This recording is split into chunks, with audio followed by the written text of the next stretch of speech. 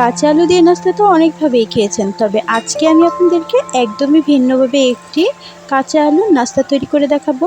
আসসালামু আলাইকুম। দূর দূরান্ত থেকে যে আমার এই ভিডিওটি দেখছেন সবাইকে অসংখ্য ধন্যবাদ। আমি ফারহিন ইসলাম, মুনতাহার রান্নাঘরে সবাইকে স্বাগতম। আজকে আমি কাঁচা আলু এবং ময়দা দিয়ে তৈরি দুর্দান্ত স্বাদের একটি ভিন্ন রকমের নাস্তা তৈরি করে দেখাবো। বাচ্চাদের টিফিনে বা বিকালের নাস্তায় আপনারা কিন্তু ঝটপট এই নাস্তাটি তৈরি করে ফেলতে পারেন। কাঁচা আলু এবং ময়দা দিয়ে এই রকম দুর্দান্ত স্বাদের নাস্তা তৈরি করে আপনারা কিন্তু বাড়িতে মেহমান আসলেও দিতে পারেন। তাই ভিডিওটি স্কিপ না করে শেষ পর্যন্ত দেখতে থাকুন। আর আমার চ্যানেলে নতুন হলে আমার চ্যানেলকে লাইক এবং সাবস্ক্রাইব করে পাশে থাকা বেল বাটন অন করে দিবেন। এতে করে আমার চ্যানেলের নতুন নতুন ভিডিও আপনাদের কাছে সবার আগে পৌঁছে যাবে। নাস্তাটি তৈরি করার জন্য এখানে মেজারমেন্ট কাপের 1 কাপ পরিমাণ ময়দা দিয়ে দিলাম। আপনারা চাইলে ময়দার পরিবর্তে আটাও ব্যবহার করতে পারেন, তবে ময়দা দিলে নাস্তাটা খেতে কিন্তু অসাধারণ হয়। এবার হাফ চা চামচ দিয়ে দিচ্ছি এখানে লবণ, আর হাফ চা চামচ পরিমাণ দিয়ে দেব চিনি, 2 টেবিল চামচ দিয়ে দেব তেল। এবার সবগুলো উপকরণকে আমি খুব ভালো করে হাতের সাহায্যে মাখিয়ে নিচ্ছি। 1 কাপ পরিমাণ ময়দার জন্য 2 টেবিল চামচ তেলই পারফেক্ট। যদি তেলের পরিমাণটা পারফেক্ট হয় তাহলে দেখবেন ময়দাটা হাতের সাহায্যে মুঠ করলে এভাবে দলা পাকিয়ে যাবে। তো এবার এইখানে আমি নর্মাল তাপমাত্রায় পানি দিয়ে আস্তে আস্তে করে একটি রুটির ডোয়ের মতো ব্যাটার তৈরি করে নেব। অবশ্যই পানিটা অল্প অল্প করে দিবেন যাতে করে ব্যাটারটা পাতলা না হয়ে যায়, আবার একবারে শক্তও না থাকে। তো এরকম একটা সফট ডো আমি তৈরি করে নিয়েছি। এবার এর উপরেও 1 টেবিল চামচ আমি তেল দিয়ে দেব। এই তেলটা দেওয়ার পরে ডোটাকে আরও 1 মিনিটের মতো একটু ভালো করে হাতের সাহায্যে মেখে নিতে হবে। এতে করে কিন্তু ডোটা অনেকক্ষণ পর্যন্ত সফট থাকবে আর খাওয়ার সময় কিন্তু নাস্তাটা ক্রিস্পি হবে। তো এবার এইটাকে আমি 10 মিনিটের জন্য একটু ঢাকা দিয়ে রেখে দিচ্ছি। যতক্ষণ এটা রেস্টে থাকছে ততক্ষণ অন্যদিকে আমি এখানে 3টি মাঝারি সাইজের আলু নিয়েছি, বড় হলে 2টি আলুই যথেষ্ট। এবার এই আলুগুলোকে আমি ভালো করে ছিলে নেব। আলুর খোসাগুলোকে আমি ভালো করে ছাড়িয়ে নিয়েছি।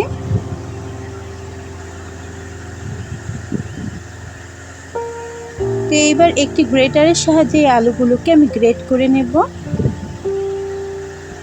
কাঁচা আলুর এই নাস্তাটা কিন্তু খেতে অসাধারণ হয়। একবার অবশ্যই আপনারা আমার এই পদ্ধতিতে কাঁচা আলুর নাস্তাটি তৈরি করে দেখবেন। তো আমি সবগুলো আলুকেই কিন্তু খুব ভালো করে গ্রেট করে নিয়েছি। এবার এই আলুর মধ্যে কিন্তু কিছুটা পানি জমা থাকে। হাতের সাহায্যে চেপে চেপে এই আলুর যে এক্সট্রা পানি আছে এই পানিটা বের করে নিতে হবে। এইভাবে চেপে চেপে আমি আরেকটি বাটির মধ্যে আলুগুলো নিয়ে নিচ্ছি।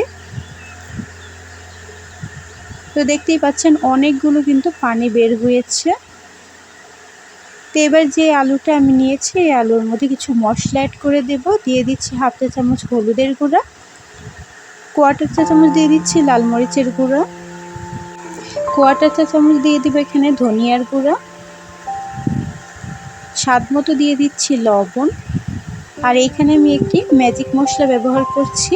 এই ম্যাজিক মশলাটা দেওয়ার কারণে এখানে আর এক্সট্রা কোনো মশলা দেওয়ার প্রয়োজন হবে না। তো আমি এখান থেকে অর্ধেকটা পরিমাণ ম্যাজিক মশলা দেব। তারপরে সবগুলো উপকরণকে হাতের সাহায্যে খুব ভালো করে মেখে নেব। জাস্ট আলতো করে একটু মেখে নিলেই হবে, যেহেতু আমাদের আলুটি গ্রেট করা।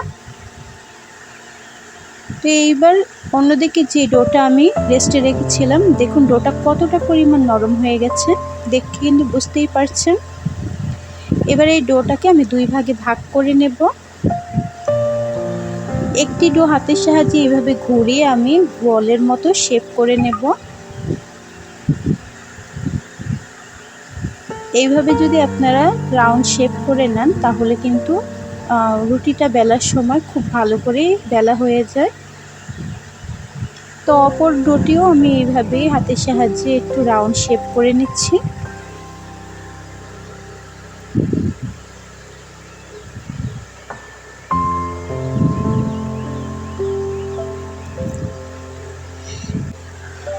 এবার আমি কিছুটা পরিমাণ ময়দা ছিটিয়ে দিয়ে একটি ডো নিয়ে নিলাম। এটাকে পাতলা করে রুটির মতো বেলে নেব, নর্মালি আমরা যেভাবে ঘরে রুটি বেলে থাকি। তো এইরকম একটা পাতলা আর বড় করে একটা রুটি বেলে নিতে হবে। আমি রুটিটা কতটা পাতলা রেখেছি সেটা দেখিয়ে দিচ্ছি আপনাদের, তাহলে বুঝতে সুবিধা হবে। আমরা বাড়িতে যেইভাবে নর্মাল রুটি বানাই দেখুন ওই সাইজে রেখেছি, বেশি মোটা করার প্রয়োজন নেই। এবার আরেকটি ডো নিয়ে সেম ভাবেই আমি আবার একটি রুটি বেলে নেব। অবশ্যই রুটির সাইজগুলো কিন্তু একই মাপের রাখবেন, এতে করে নাস্তাটি বানাতে সুবিধা হবে। তো এবার অপর রুটিটিও আমি তৈরি করে নিয়েছি। এর মধ্যে 1 টেবিল চামচ আমি টমেটো সস দিয়ে দিচ্ছি। আপনাদের যদি টমেটো সস ভালো না লাগে চাইলে স্কিপও করতে পারেন, তবে দিলে নাস্তাটি খেতে কিন্তু অসাধারণ লাগে। আমি টমেটো সসটি একটু রুটির চারপাশে খুব ভালো করে ছড়িয়ে দিচ্ছি। এবার যে আলুর পুরটা আমি তৈরি করেছিলাম ওইখান থেকে অর্ধেকটা পরিমাণ আলুর পুর আমি এখানে দিয়ে দেব। তারপরে চামচের সাহায্যে একটু রুটির চারপাশে ছড়িয়ে দেব। সাইডের অংশগুলোতে দেওয়ার প্রয়োজন নেই, একটু ফাঁকা রেখে তারপরে আপনারা মাঝ বরাবর সবগুলো ছড়িয়ে দেবেন। এবার অপর রুটিটা আমি এর উপরে দিয়ে দেব। একটু হাতের সাহায্যে চেপে একটু আটকে দিবেন যাতে করে পুরটা বের হয়ে না আসে। এবার এর উপরেও আমি 1 টেবিল চামচ সস দিয়ে দিচ্ছি। একইভাবে সসটাকে চারিপাশে ছড়িয়ে দিব।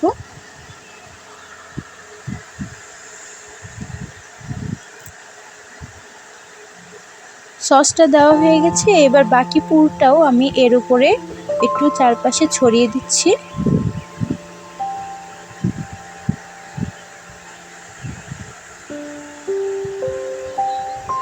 তো পুরটা একটু ছড়িয়ে দেওয়া হয়ে গেছে। এবার এই যে সাইডের অংশটা আছে এই অংশটাকে আমি একটা ভাঁজ দিয়ে নেব।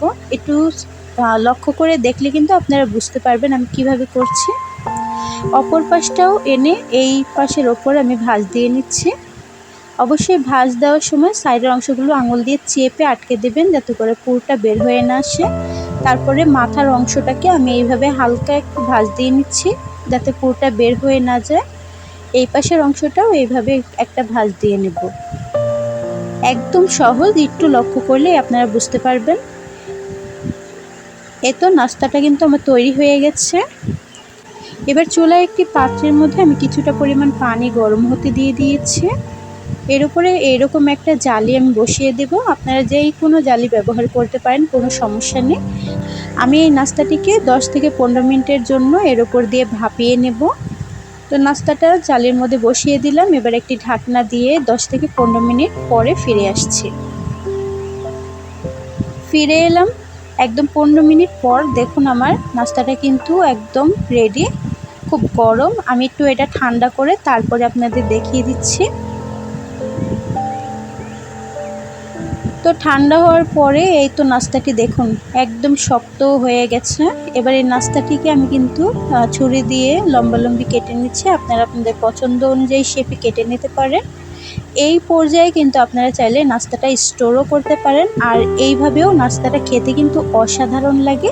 চাইলে এভাবেও আপনারা খেতে পারেন, তবে আমি এটা এভাবে খাবো না, আপনাদের আজকে একটু ভেজে দেখাবো। ভেজে খেলে এটার স্বাদ অন্যরকম, আর এইভাবে খেলে এই নাস্তাটির স্বাদ অন্যরকম। চাইলে আপনারা যে কোনোভাবেই খেতে পারেন। তো এবার এখানে একটি বাটির মধ্যে আমি 2 টেবিল চামচ কর্নফ্লাওয়ার নিয়েছি। আপনাদের কাছে কর্নফ্লাওয়ার না থাকলে আপনারা চালের গুঁড়া ব্যবহার করতে পারেন। আর দিয়ে দিচ্ছি 1/4 চা চামচ মরিচের গুঁড়া, স্বাদ মতো লবণ দিয়ে সবগুলো উপকরণকে খুব ভালো করে মেখে নিচ্ছি। এবার অল্প অল্প পানি দিয়ে একটা পাতলা ব্যাটার আমি তৈরি করব।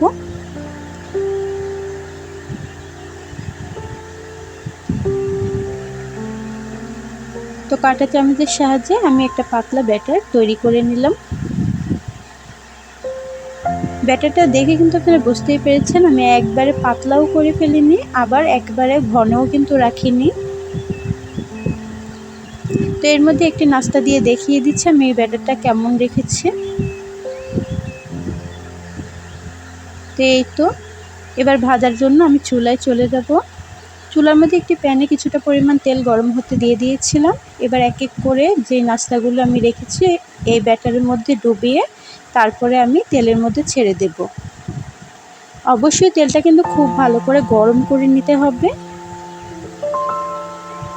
একটা পাশ হয়ে গেলে আপনারা কাঁটা চামচের সাহায্যে একটু আলতোভাবে এটাকে ছাড়িয়ে উল্টে দিবেন।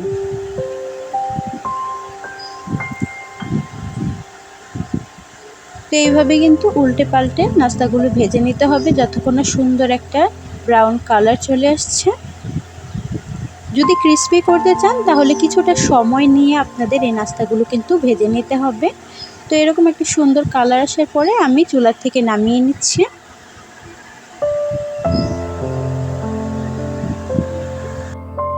তো বন্ধুরা, কাঁচা আলু এবং ময়দা দিয়ে দুর্দান্ত স্বাদের একটি নাস্তা তোমাদের সাথে শেয়ার করলাম।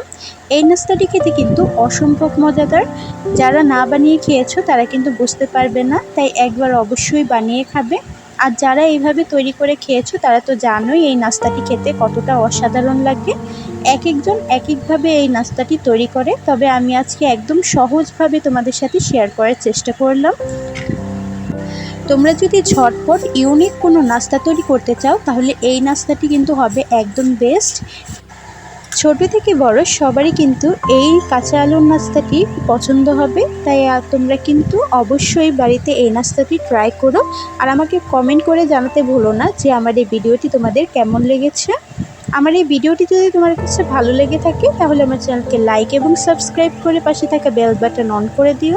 এতে করে আমার চ্যানেলের নতুন নতুন ভিডিও তোমাদের কাছে সবার আগে পৌঁছে যাবে। দেখা হবে অন্য কোনো ভিডিও নিয়ে। ততক্ষণ সবাই ভালো থাকবে, সুস্থ থাকবে। আল্লাহ হাফেজ।